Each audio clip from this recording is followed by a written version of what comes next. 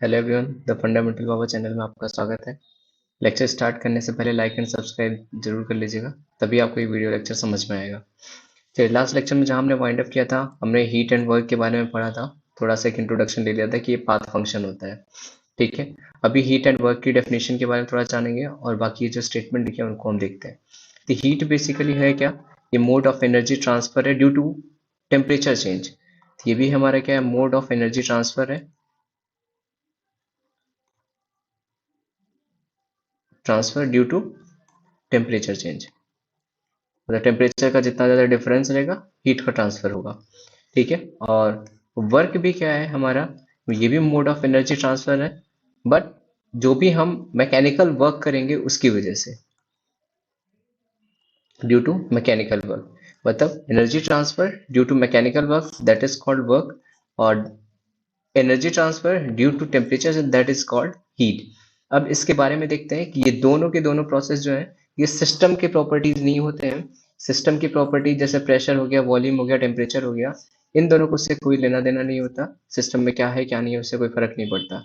And they only arise during a process. मतलब जब तक कोई प्रोसेस परफॉर्म नहीं होगा, कुछ होगा नहीं, तब तक हीट और वर्क दोनों की वैल्यू हमें कुछ भी नहीं मिलेगी। और इसके बाद फिर again they only arise during a process, ये हमने पहले भी डिस्कस कर लिया। Therefore, they cannot be classified into extensive and intensive property. अब ये दोनों प्रॉपर्टीज क्या है इसके बारे में देख लेते हैं। एक्सटेंसिव और इंटेंसिव प्रॉपर्टीज हम कहते हैं किसको है, तो वो समझ लेते हैं पहले। देखो, मान लो कोई हमारे पास सिस्टम है, हेडिंग लिख लेते हैं एक्सटेंसिव एंड इंटेंसिव प्रॉपर्टीज। मान लीजिए हमारे पास कोई ऐसा सिस्टम है, ठीक है, इसमें कुछ गैसेस बंद है। इसमें गैस का जो प्रेशर है वो P है, वॉल्यूम हमारा V है, टेम्परेचर हमारा T है। एक कमरा ही एज्यूम कर लो आप। अब इस कमरे में क्या है, ऐसे सिंपल दीवार खड़ी कर दो। ठीक है, इसमें कैसे बाउंड्री लगा दो। ठीक, अब अगर आपने यहाँ दीवार ऐसे खड़ी कर दी, मतलब आपको कुछ भी इंटरफेयर नहीं करना है। ऐसा नहीं कि कमरा छोटा करना बड़ा करना, कुछ नहीं। आपको बीच में ऐसे दीवार खड़ी कर देनी है। ठीक, अब इन तीनों वेरिएबल्स में बताओ कौन कौन सा वेरिएबल चेंज होगा। जैसे अगर मैं पूछूं इस कमरे का वॉल्यूम हमारा V/2 कर दिया और इस कमरे का वॉल्यूम V/2 कर दिया। अब सिंपल आपने कमरे में दीवार खड़ी कर दी, तो ऑब्वियस सी बात, इसका प्रेशर तो चेंज नहीं होगा। यानी यहाँ P फाइनल किसके बराबर रहेगा? P के बराबर ही। और यहाँ भी P फाइनल किसके बराबर रहेगा? P के बराबर। तो प्रेशर चेंज नहीं हुआ। यहाँ का टेम्परेचर कमरे का क्या रहेगा? तो जो पहले टेम्परेचर था वो बाद में भी टेम्परेचर है, तो पहले का टेम्परेचर भी T है और बाद का भी टेम्परेचर किसके बराबर है?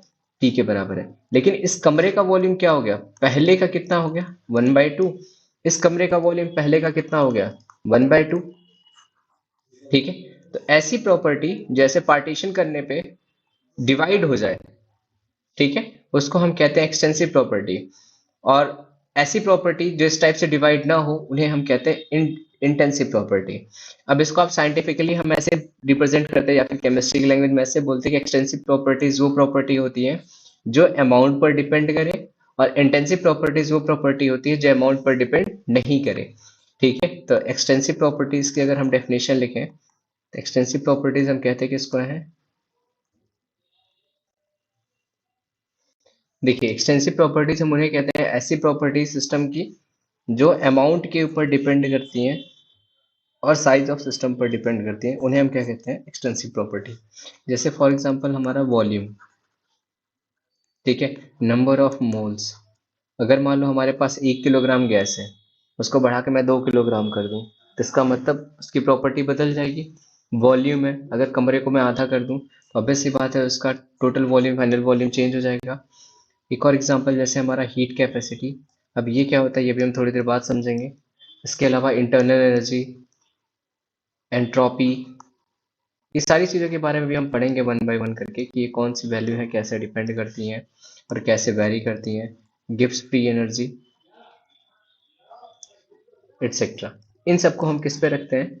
एक्सटेंसिव प्रॉपर्टीज के अंदर में रखते हैं। बेसिकली आपको क्या याद रखना है? ऐसी प्रॉपर्टीज जो अमाउंट पर डिपेंड करती है। अगर अमाउंट आप बढ़ाओगे तो उनका ये प्रॉपर्टी चेंज हो जाएंगे, अगर अमाउंट कम करोगे तब भी प्रॉपर्टी चेंज हो जाएंगी। ओके, नेक्स्ट हम आते हैं इंटेंसिव प्रॉपर्टीज पे।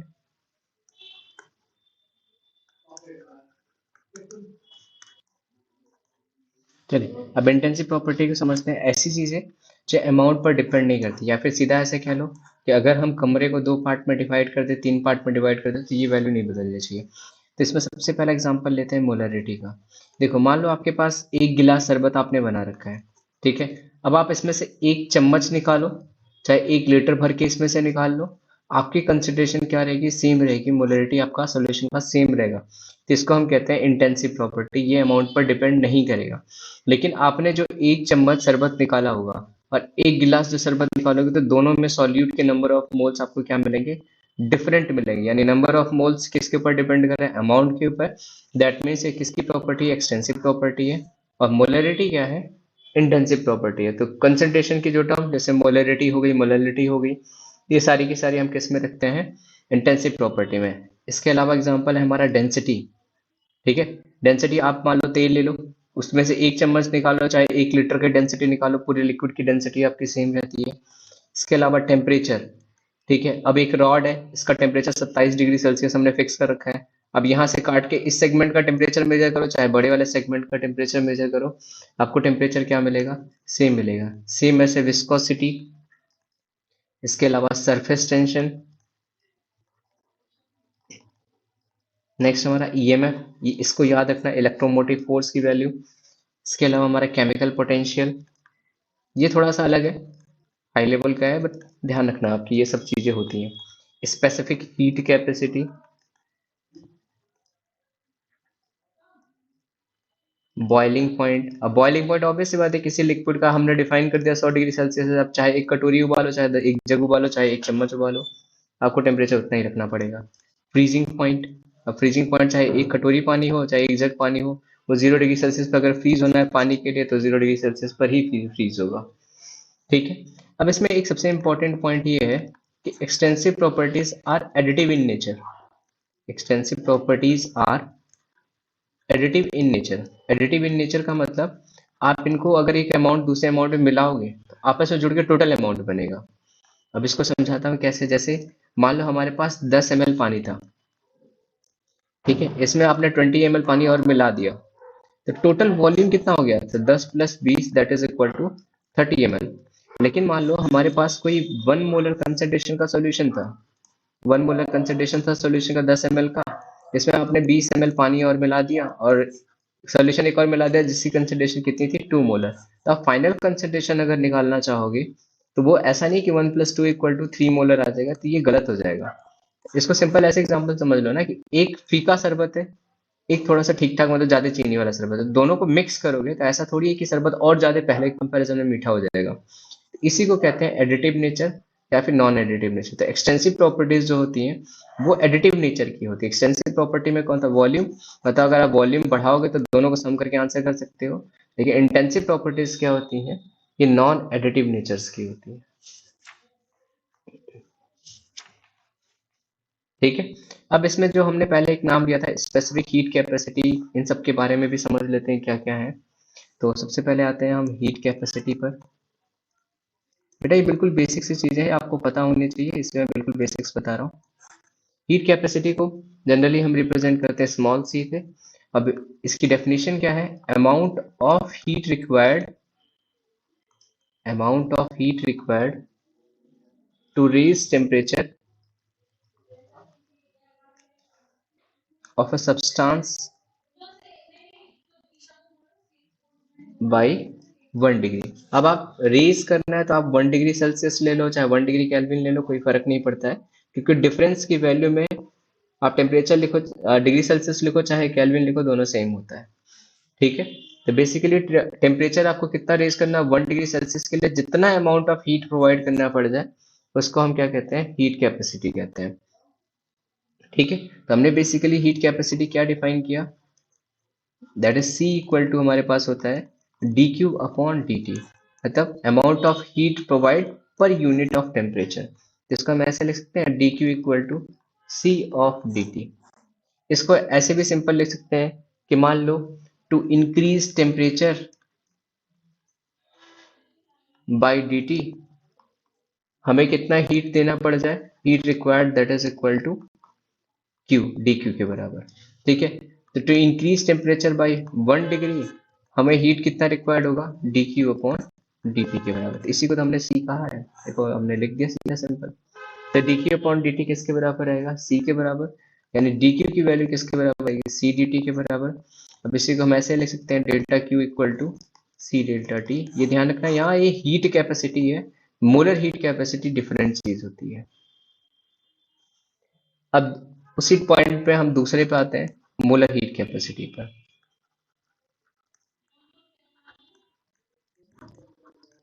ठीक है, इसको हम सिंपल ऐसे सीएम से रिप्रेजेंट करते हैं। इसकी डेफिनेशन क्या होती है, amount of heat required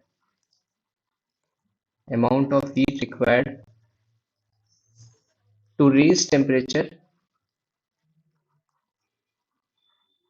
by 1 degree of 1 mole substance. ठीक है, पिछले वाले केस में क्या था, हमारे पास अमाउंट फिक्स नहीं था, लेकिन यहाँ हमने अमाउंट फिक्स कर दिया कि 1 मोल सब्सटेंस का टेम्परेचर 1 डिग्री से बढ़ाने के लिए जितना अमाउंट ऑफ हीट रिक्वायर्ड होगा उसको हम क्या कहेंगे, मोलर हीट कैपेसिटी कहेंगे। ठीक है, तो मोलर हीट कैपेसिटी 1 मोल का टेम्परेचर बढ़ाने के लिए, तो ये किसके बराबर आएगा, जितनी heat capacity divide by total number of moles. देखो हीट कैपेसिटी क्या होती है, टोटल का टेम्परेचर बढ़ाने के लिए पर मोल अगर निकालना तो टोटल नंबर ऑफ मोल से डिवाइड कर दो, यानी हीट कैपेसिटी की वैल्यू किसके बराबर आएगी, molar capacity multiply by number of mole. Simple ऐसे है कि एक केले का दाम आपको पता है 40 केले का दाम निकालना, तो एक केले का दाम मल्टीप्लाई बाय 40, आपको 40 केले का दाम मिल जाएगा। ठीक है, अब C की वैल्यू किसके बराबर थी, D Q upon D T की, यानी CM की वैल्यू किसके बराबर आएगा, D Q upon D T divide by N. तो इसको सॉल्व करोगे तो डी क्यू की वैल्यू किसके बराबर आएगी, N C M D T. Again आपको फॉर्मूले सिर्फ याद रखने हैं, बहुत ज़्यादा डेफिनेशन में नहीं जाना है। अगर आप IIT की तैयारी कर रहे हो तो आप जा सकते हो, अदरवाइज जरूरी नहीं है। N C M delta T, ये हमारे पास डी क्यू का फॉर्मूला हुआ मोलर हीट कैपेसिटी का। अब आते हैं तीसरे वाले पार्ट में। तीसरा है हमारा specific heat capacity.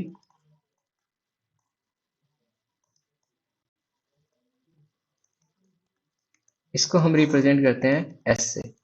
Again amount of heat required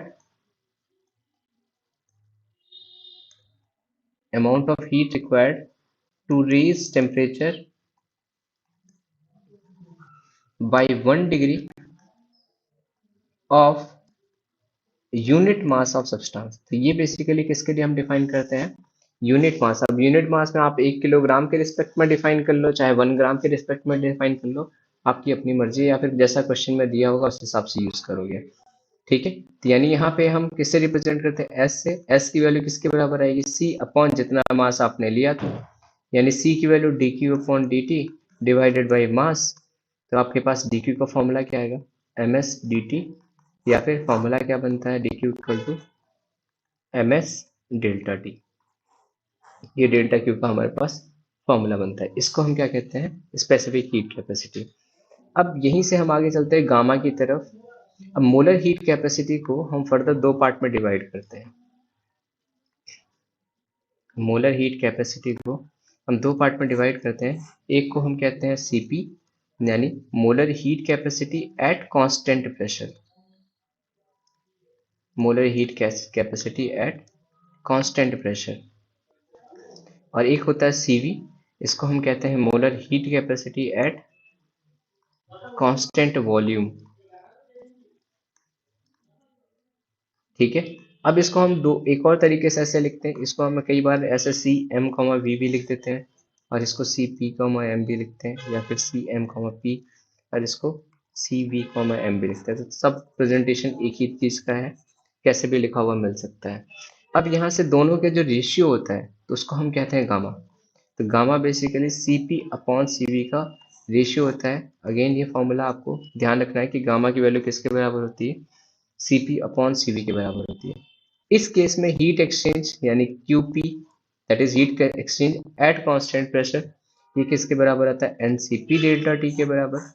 और heat exchange at constant volume ये किसके बराबर होता है, Ncv डेल्टा T के बराबर। और एक और जो आपको रिलेशन याद रखना है वो ये कि Cp माइनस Cv की वैल्यू हमेशा R के बराबर आती है फॉर 1 मोल ऑफ गैस के लिए। अगर आपसे कहती है n मोल ऑफ गैस के लिए, उस केस में Cp माइनस Cv की value n multiply by R के बराबर आती है। अब इसमें से Cp और Cv का जब आपस में रिलेशन निकालते हैं इन टर्म्स ऑफ गामा, तो गामा की वैल्यू आपके पास जो आती है वो आती है 1 plus R upon C V, या फिर ऐसे कह लो सी वी की वैल्यू आती है R upon gamma minus one.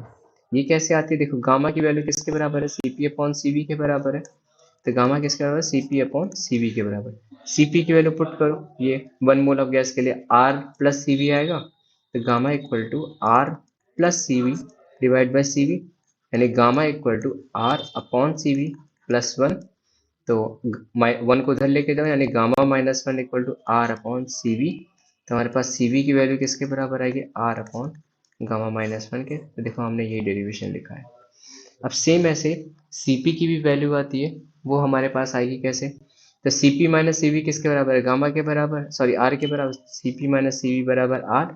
Cp equal to R plus C V, तो यानी Cp बराबर R plus R upon gamma minus one, यानी Cp equal to R of gamma minus R plus R divide by gamma minus one. R से R cancel, यानी Cp की value आती है हमारे पास gamma of R upon gamma minus one.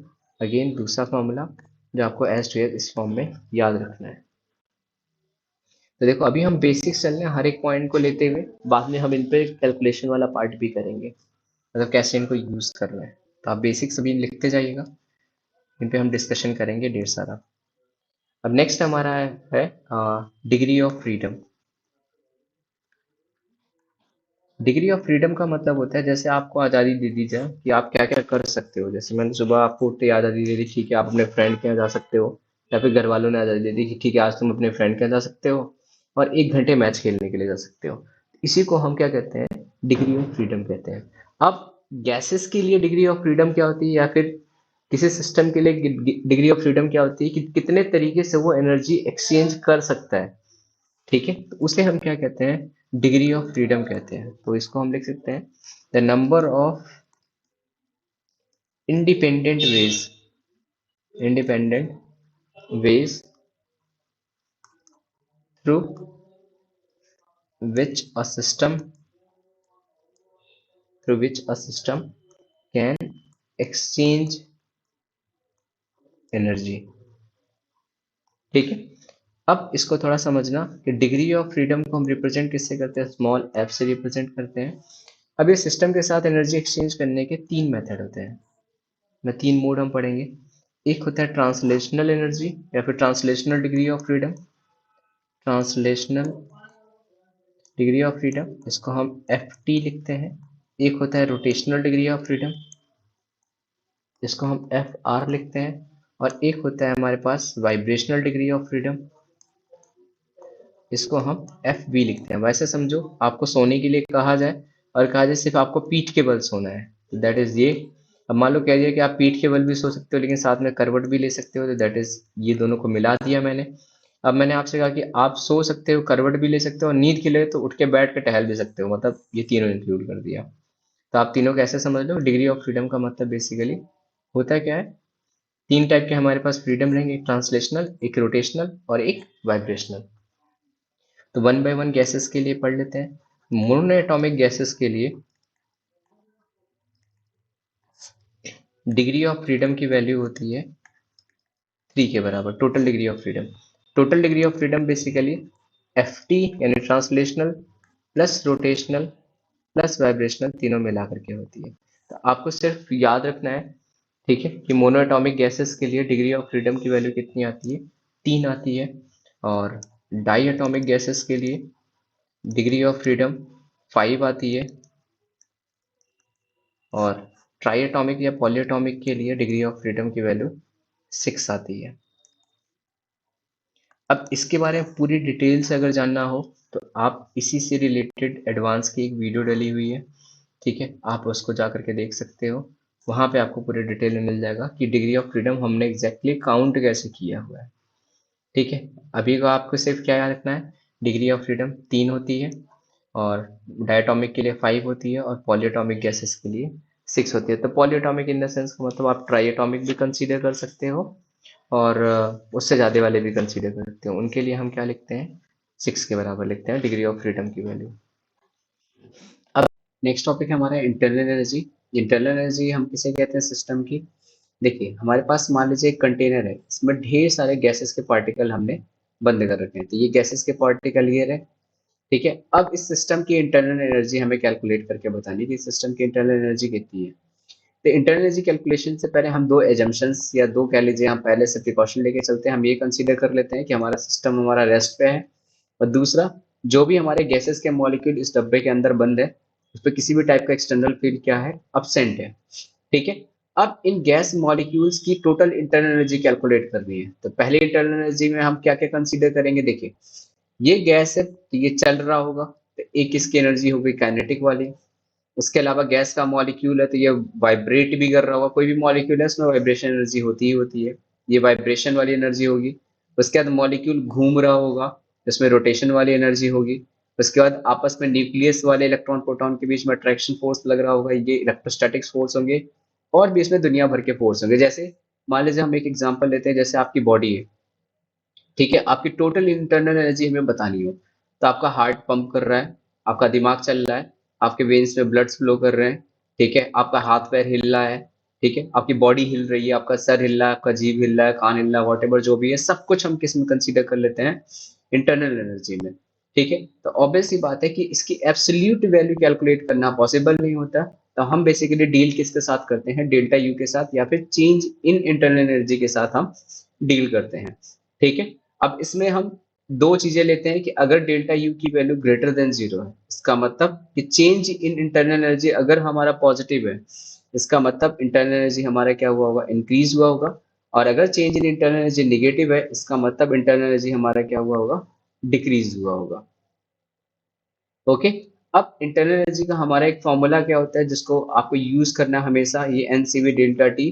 ये formula हमेशा वैलिड होता है, चाहे आप कांस्टेंट प्रेशर पे लीजिए, चाहे कांस्टेंट वॉल्यूम पे लीजिए, चाहे कांस्टेंट टेम्परेचर पे लीजिए, ये वैल्यू सब जगह चलेगी। हालांकि कांस्टेंट टेम्परेचर केस में डेल्टा यू जीरो हो जाएगा, वो अगेन अपार्ट है इससे अलग, बट ये फॉर्मूला सभी के लिए वैलिड है। ऐसा कभी मत सोचिएगा कि सीवी हमें दे दिया तो इस पे इसका मतलब होता है molar heat at constant volume, इसका मतलब इंटरनल एनर्जी सिर्फ कांस्टेंट वॉल्यूम पे डिपेंड हुआ नहीं, ये कैलकुलेट करने का मेथड है। अब बाद में हम लोग समझेंगे कि ये कैलकुलेट करने का मेथड कैसे यूज होता है। ठीक है, तो कैलकुलेट करने का मेथड है, इंटरनल एनर्जी का फॉर्मूला हमेशा एनसीवी डेल्टा टी ही रहेगा, आप इसको याद रखना। ठीक है, अब हमारे पास प्रोसेस आता है। तो प्रोसेस में दो टाइप के प्रोसेस के बारे में हम बात करते हैं, एक प्रोसेस होता है रिवर्सिबल, दूसरा होता है इरिवर्सिबल प्रोसेस। बेसिकली प्रोसेस है क्या, ये लिखा हुआ है, रिफर टू द पाथ और manner in which the process is carried out. ठीक है, तो रिवर्सिबल इरिवर्सिबल काम करने के तरीके हैं कि आपको काम करना कैसे है, या फिर कोई प्रोसेस प्रोसीड कैसे करना है, उसके ये मेथड है दो, एक रिवर्सिबल तरीके से, एक इरिवर्सिबल तरीके से। ठीक है, अब इनको हम समझते हैं कि रिवर्सिबल इरिवर्सिबल प्रोसेस चलता कैसे है। मान लीजिए हमारे पास एक कंटेनर है, ठीक है, इसके पिस्टन पर, ये पिस्टन मूवेबल है कंप्लीटली, हमने 2 किलो बालू रख दिया, सैंड रख दिया। ठीक है, अगेन ये पिस्टन है, इसके ऊपर हमने 2 किलोग्राम का या एम मास का हमने क्या रख दिया, ब्लॉक रख दिया। ठीक, अब इस पे हम क्या कर रहे हैं कि एक बार पहले एक पार्टिकल हमने हटा दिया, बाहर से प्रेशर कितना लग रहा होगा, पी एक्सटर्नल, अंदर से प्रेशर कितना लग रहा होगा, पी गैस। एक पार्टिकल हटाया तो ये पिस्टन कितना थोड़ा सा अमाउंट में शिफ्ट हो जाएगा। उसके बाद हम वेट करते हैं, तो वेट करने पे क्या करेंगे, पी एक्सटर्नल जब पी गैस के बराबर हो जाएगा तब हम मूव करेंगे। तो वैसे बहुत छोटा सा माइनर सा चेंज है, फिर एक पार्टिकल हटा के हम वेट और कर रहे हैं कि पी एक्सटर्नल पी गैस आपस में बराबर हो। इसमें क्या चलता है कि ये छोटे छोटे पार्टिकल हम धीरे धीरे करके वन बाय वन करके हटाते हैं, और हर बार हम वेट करते हैं कि पी एक्सटर्नल पी गैस के बराबर हो जाए। इसका मतलब इसमें पूरे टाइम तक पी एक्सटर्नल की वैल्यू पी गैस के बराबर चलेगी। ये बहुत ही इंपॉर्टेंट पॉइंट है। इसमें एक्सटर्नल प्रेशर और गैस का प्रेशर पूरे टाइम तक क्या चलेगा, एक बराबर चलेगा। इसमें हम क्या करते हैं कि एम मास को या तो हम रखते हैं या फिर उठाते हैं। अब जैसे एम मास को उठाओगे, ये पिस्टन तेजी से ऊपर की तरफ मूव करेगा और एक पॉइंट पर जाकर के रुक जाएगा। किस पॉइंट पर रुकेगा, वो उस पॉइंट पर रुकेगा जब बाहर से लगने वाला एक्सटर्नल फोर्स और अंदर से गैस का प्रेशर सेम हो जाए। अगर दोनों सेम हो जाएंगे जिस पॉइंट पर, वहां पर जाके रुक जाएगा। लेकिन इसके बीच में हम कहीं भी इक्विलिब्रियम स्टेब्लिश करने की कोशिश नहीं करते, मतलब यहाँ बीच में तूफान आ गया होगा। जैसे एम मास का ब्लॉक हटाओगे, पिस्टन तेजी से ऊपर मूव करेगा, एक गैप क्रिएट होगा, गैसेस के पार्टिकल ऊपर मूव करना स्टार्ट करेंगे, दुनिया भर का इसमें भूचाल आ गया होगा। ठीक है, इसका मतलब इरिवर्सिबल प्रोसेस में क्या होता है कि एक्चुअल प्रोसेस ऐसे ही होते हैं, डिपेंड करता है कि हम छोटे छोटे पार्टिकल हटा रहे हैं या एम मास का, बट इरिवर्सिबल प्रोसेस क्या होता है, ये नेचुरल प्रोसेस होते हैं, मतलब एग्जैक्टली हम प्रोसेस यही करते हैं।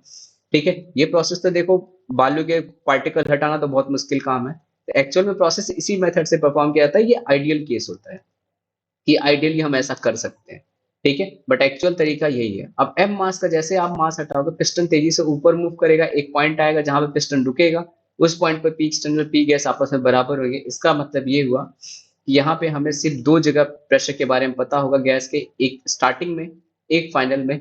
बीच में क्या हुआ उसके बारे में हमें कुछ नहीं पता होगा। अब इनके पॉइंट्स हम वन बाय वन करके देखते हैं। पहला पॉइंट है कि infinite number of infinite similarly small steps it would take infinite time to occur. ठीक है, हम धीरे धीरे, बहुत धीरे धीरे प्रोसेस करते हैं, इनफाइनाइट टाइम ऑलमोस्ट लगा देते हैं। ठीक है, और ये single step, double step, triple step में किसी भी स्टेप में हो सकता है। जरूरी नहीं है सिंगल स्टेप ही हो, आप 3 ब्लॉक रख करके वन बाय वन हटाओ तो 2 स्टेप 3 स्टेप प्रोसेस भी हो सकता है।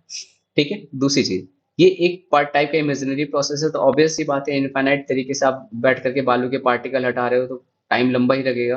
एक टाइप का इमेजिनरी प्रोसेस है, हम ऐसा जनरली करते नहीं है। ये रियल में और एक्चुअल प्रोसेस है, हम जनरली ऐसा ही प्रोसेस परफॉर्म करते हैं। ठीक है, तीसरे पॉइंट की अगर बात करें, it is in the state of equilibrium at all the stages of operation. ये हमने डिस्कस कर दिया कि एक पार्टिकल हटाया, वेट करते हैं कि इक्विलिब्रियम आ जाए, फिर दूसरा हटाते हैं, फिर तीसरा हटाते हैं।